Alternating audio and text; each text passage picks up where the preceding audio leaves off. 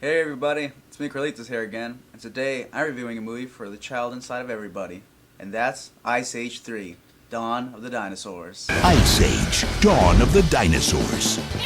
In this latest adventure, all our old friends are back, including Manny, played by Ray Romano, Ellie, played by Queen Latifah, Sid, played by John Leguizamo, and Diego, played by Dennis Leary. And of course, the movie features Scrat. This time around, he's not only chasing the nut, he's also chasing a woman, a female version of him, which is a flying squirrel. So you guys out there will look forward to finding out his latest misadventure, which is, of course, is actually more hilarious than the previous two movies. You guys might enjoy this. So, is this latest installment as good as the first two? Is it even better than the first two? Or is it just another dud, dead in the water, that studio just fast-tracked just for a quick profit? Well, let's find out. This time around, the story focuses mostly on Sid. Whereas Ice Age 2 focused mostly on Manny, this time around we focus mostly on Sid, who on the eve of Manny and Ellie's newborn child, Sid finds himself becoming extremely lonely as he feels he'll never have a family of his own. So what happens is, on one of his lonesome walks, he falls down through a cave and finds 3 dinosaur eggs. Of course, Sid being Sid, he takes him and adopts them as his own family, and even draws faces on them, declaring them as his own children. Of course, the eggs eventually hatch, and out come 3 baby Tyrannosaurus Rexes, who all look up to Sid as a mother. And of course, Sid being Sid, tries to raise them. Things go haywire when the mother of the babies actually wakes up and discovers her babies aren't where she left them. So, she comes out of the cave and not only takes back her kids, but also Sid.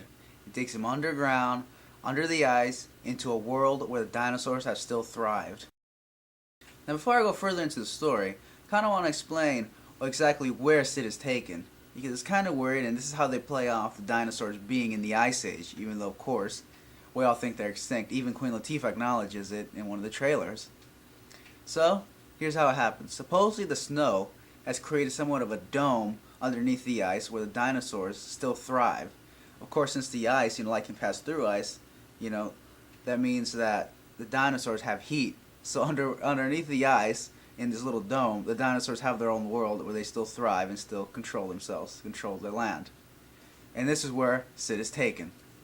Now you could say this whole little MacGuffin is really impossible, but really who cares? It's a kids movie, kids will love it, so for their sake, let's just skip past all the logic and say, alright, it works. So this is where the story continues. So with Sid taken down in there, his friends are forced to help him, which means Manny and Ellie, who's on the verge of giving birth, and Diego go into this new world and try to find Sid.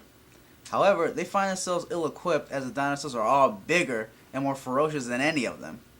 However, to their surprise, they find a friend. And who is this friend? Buck. Take cover! Buck's the eye patch wearing weasel, voiced by the great Simon Pegg. That's right, the man from Run Fat Boy Run and Shaun of the Dead, the genius, one of the geniuses behind Shaun of the Dead and Hot Fuzz, is in this movie and voices Buck. Buck, the crazy new hero of the movie, is not only a wildfire but also an adventurer like Indiana Jones. Except since he spent a lot of time alone, he's a little on the crazy side a bit.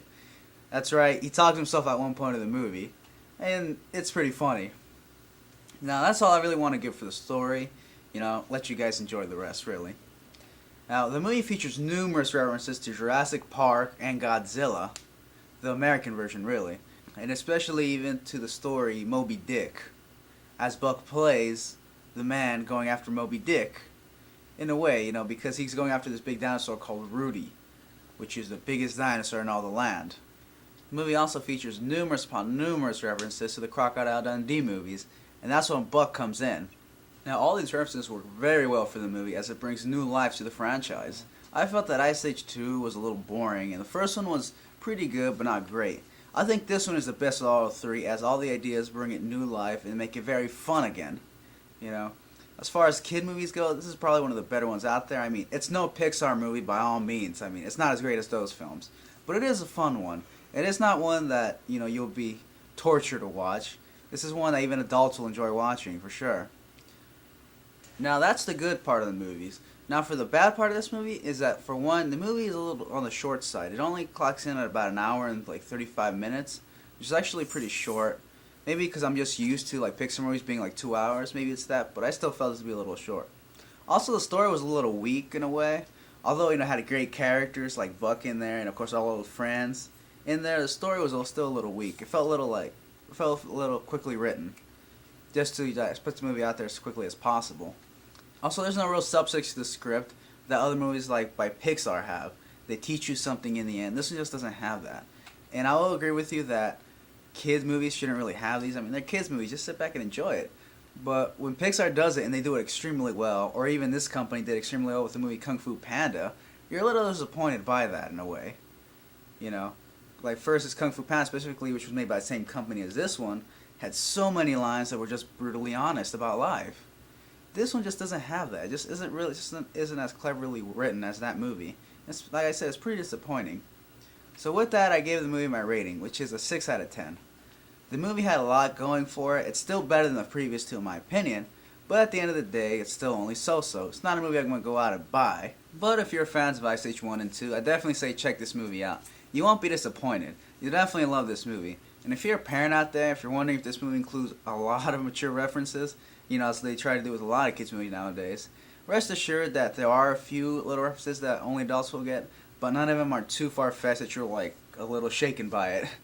The movie's fairly clean, and your kids will enjoy it, and you'll be fine with it. Trust me, you're in good hands with this movie for kids.